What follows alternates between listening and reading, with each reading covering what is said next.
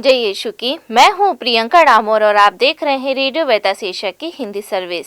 कलीसियाई समाचार में आप सभी का स्वागत है। कलीसियाई समाचारों में प्रमुख है, बिशप ने नाइजीरिया में अपहृत पुरोहित और सेमिनरी छात्र की रिहाई का आह्वान किया। कैथलिक पुरोहित को हिंदू भावनाओं को ठेस पहुंचाने के आरोप पर अग्रिम जमानत मिली।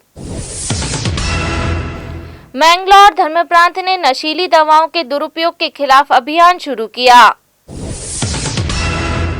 विपक्ष ने जातीय हिंसा पर सरकार की निष्क्रियता की आलोचना की। ईसाइयों ने वार्षिक काला दिवस विरोध प्रदर्शन मनाया। कर्नाटक के मंत्री ने सेंट जॉन की मानवीय सेवाओं की सराहना की। हिंसा प्रभावित मणिपुर की सेवाओं के लिए अपनी जान जोखिम में डालती कैथलिक धर्म बहन। ईसाई संस्थान धर्मों के सकारात्मक पहलुओं को उजागर करने की आवश्यकता पर बल देते हैं। मेजर सेमिनरी ने उड़ीसा में आम लोगों के लिए धार्मिक कक्षाओं की पेशकश की। अब जानते हैं समाचार विस्तार से। बिशप ने नाइजीरिया में अपहृत पुरोहित और सेमिनरी छात्र की रिहाई का आह्वान किया। नाइजीरियाई बिशप मार्टिन इवेमेंजी ओजोकू ने लोगों से एक पुरोहित और एक सेमिनरी छात्र की रिहाई के लिए प्रार्थना करने का आग्रह किया, जिन्हें 3 अगस्त को उत्तर मध्य क्षेत्र में हथियारबंद लोगों के द्वारा अपहरण कर लिया गया था। बिशप ओजोकू ने अपहरण के दिन जारी एक बयान में कहा, मैं फादर पॉल सनोगो और सेमिनरी छात्र मेल्चियोर के लिए अपनी प्रार्थना मांगता हूं, जिन्हें 3 अगस्त को सुबह नाइजीरिया राज्य के गेनाड़ा के पुरोहित के आवास पर डाकुओं द्वारा अपहरण कर लिया गया था। उन्होंने प्रार्थना की कि प्रभु उनकी प्रार्थनाएं सुने और देश में शांति बहाल करे।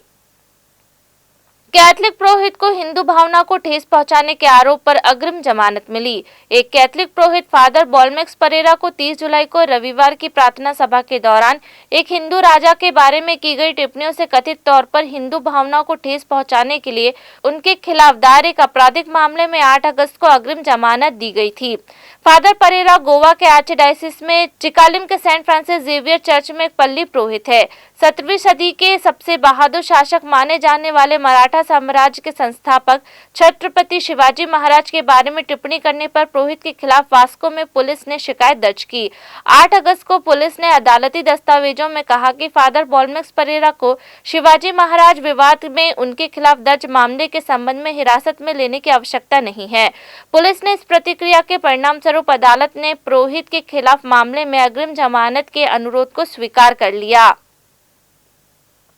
मैंगलोर धर्म प्रांत ने नशीली दवाओं के दुरुपयोग के खिलाफ अभियान शुरू किया। मैंगलोर धर्म प्रांत ने 12 अगस्त को अपने पल्लियों और शैक्षणिक संस्थानों में नशीली दवाओं के दुरुपयोग के खिलाफ 1 महीने का गहन अभियान शुरू किया। बिशप हाउस में अभियान का उद्घाटन करते हुए मैंगलोर के बिशप पीटर पॉल सल्दाना ने कहा कि नशीली दवाओं का दुरुपयोग और शराब की लत धर्म प्रांत के लिए गंभीर खतरा है।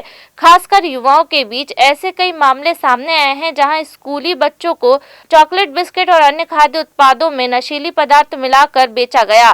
बिशप ने धर्म प्रांत में जागरूकता अभियान चलाने और प्रभावित लोगों को परामर्श सेवा प्रदान करने के लिए पेशेवरों की एक 40 सदस्यीय संसाधन टीम विकसित की है। धर्माध्यक्ष ने संसाधन टीम को दिए गए अपने संदेश में कहा, न केवल बच्चों और युवाओं बल्कि उनके माता पिता को भी इस खतरे के बारे में जागरूक होना होगा। विपक्ष ने जातीय हिंसा पर सरकार की निष्क्रियता की आलोचना की। विपक्षी नेता राहुल गांधी ने मानहानि की सजा निलंबित होने के बाद अपने पहले संसदीय भाषण में बुधवार को देश के पूर्वोत्तर में घातक जातीय संघर्ष पर प्रधानमंत्री नरेंद्र मोदी की निष्क्रियता की निंदा की। इस सप्ताह मोदी प्रशासन को मणिपुर राज्य में महीनों की हिंसा पर अपने आचरण का बचाव करने के लिए मजबूर किया जा रहा है, जिसमें 150 से अधिक लोग मारे गए हैं। चैम्बर में राहुल गांधी का उग्र संबोधन एक अविश्वास बहस का हिस्सा था, जिसमें महीनों तक अशांति फैलने देने के लिए सरकार के इस्तीफे की मांग की गई थी। समर्थकों की जय जयकार और प्रतिद्वंदित सांसदों के उपहास के बीच राहुल गांधी ने कहा, आप पूरे देश में केरोसिन फेंक रहे हैं। आपने मणिपुर में केरोसिन फेंका है और चिंगारी जलाई। उन्होंने कहा, आप पूरे देश को जलाने पर आमादा है। आप भारत माता को मार रहे हैं। ईसाइयों ने वार्षिक काला दिवस विरोध प्रदर्शन मनाया। ईसाइयों ने 10 अगस्त को वार्षिक काला दिवस विरोध मनाया क्योंकि एक महत्वपूर्ण पैनल ईसाई और मुस्लिम दलितों को भारत की सकारात्मक कार्यवाही नीति के तहत आरक्षण का दर्जा देने पर एक रिपोर्ट प्रस्तुत करने के लिए तैयार था। देश भर में विरोध मार्च, रैलियां और बहसें आयोजित की गई क्योंकि विभिन्न ईसाई संप्रदायों ने दलित ईसाइयों के लिए नौकरी और शैक्षणिक संस्थानों में आरक्षण लाभ प्राप्त करने के लिए अनुसूचित जाति का दर्जा मांगा, जो भारत की 25 मिलियन ईसाई आबादी का 75% है। नई दिल्ली में Catholic bishop conference of India, national council of church in India और national council of Dalit Christian के सदस्यों ने सेक्रेड हार्ट कैथेड्रल के बाहर मूक विरोध प्रदर्शन किया क्योंकि इसे जंतर मंतर राष्ट्रीय राजधानी में विरोध प्रदर्शन के लिए निर्धारित स्थान पर आयोजित करने की अनुमति नहीं दी गई थी। गांधीवादी केंद्र विध्वंस का विरोध करने पर कैथलिक पुरोहितों और 9 अन्यों को गिरफ्तार किया गया।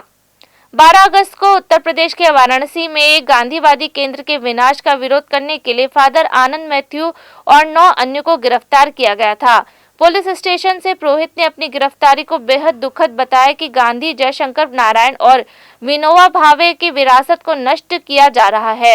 हालांकि उन्होंने कहा कि चिंता की कोई जरूरत नहीं है क्योंकि सब कुछ ठीक हो जाएगा।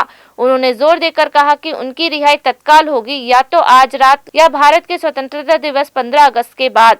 फादर आनंद ने गिरफ्तारी का घटनाक्रम बताते हुए बताया कि अधिकारी सुबह 7 बजे बड़ी मशीनरी के साथ पहुंचे।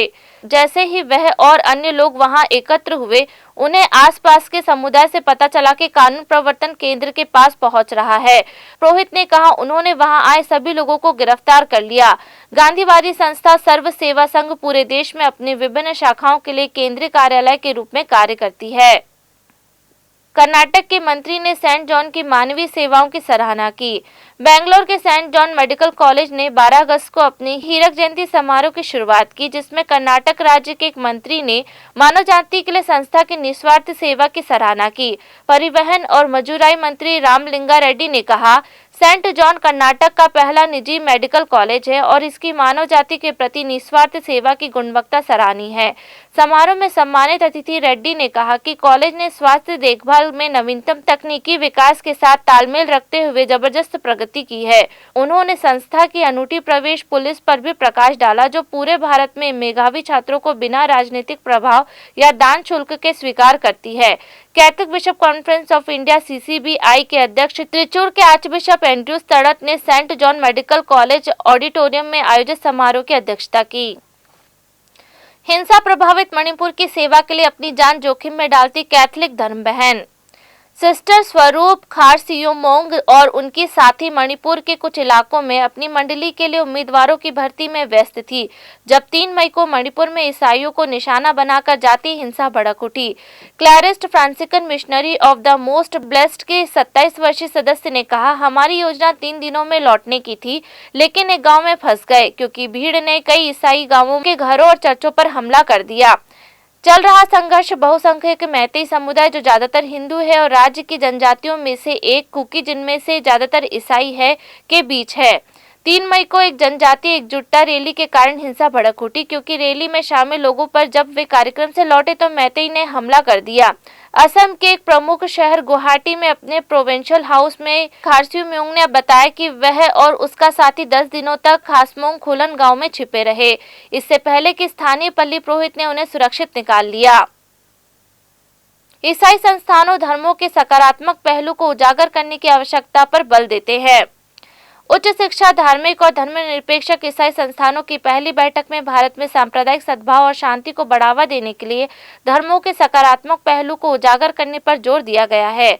भारत जैसे देश में यह आवश्यक है जो मूल रूप से धर्मनिरपेक्ष होते हुए भी सांस्कृतिक और पारंपरिक रूप से सभी धर्मों को अपनाता। भारत में धर्म और समाज समकालीन बहुविषय अन्वेषण विषय पर 7 से 8 अगस्त के सेमिनार का समापन हुआ। बेंगलोर में national Bible catechetical and liturgical centre में आयोजित कार्यक्रम में लगभग 165 विद्वान विशेषज्ञों, संस्थानों के प्रमुख लेखकों, विचारकों, शोध विद्वानों और छात्रों ने भाग लिया। मेजर सेमिनरी ने उड़ीसा में आम लोगों के लिए धार्मिक कक्षाओं की पेशकश की। पूर्वी भारत के उड़ीसा में एक प्रमुख क्षेत्रीय सेमिनरी आम लोगों के लिए धार्मिक कक्षा प्रदान करता है। 7 अगस्त को आम लोगों के लिए धार्मिक कक्षाओं का उद्घाटन करते हुए कटक भुवनेश्वर के आर्चबिशप जॉन बरवा ने आम लोगों को धार्मिक शिक्षा प्रदान करने की अतिरिक्त जिम्मेदारी स्वीकार करने के लिए ख्रिस्तो ज्योति महाविद्यालयों के कर्मचारियों की सराहना की। संबलपुर उड़ीसा के एक प्रमुख शहर है जहां कोजेएम स्थित है। बरवा उड़ीसा के इस क्षेत्र में इस कार्यक्रम की शुरुआत के साथ अपने कुछ अनुभव साझा किए।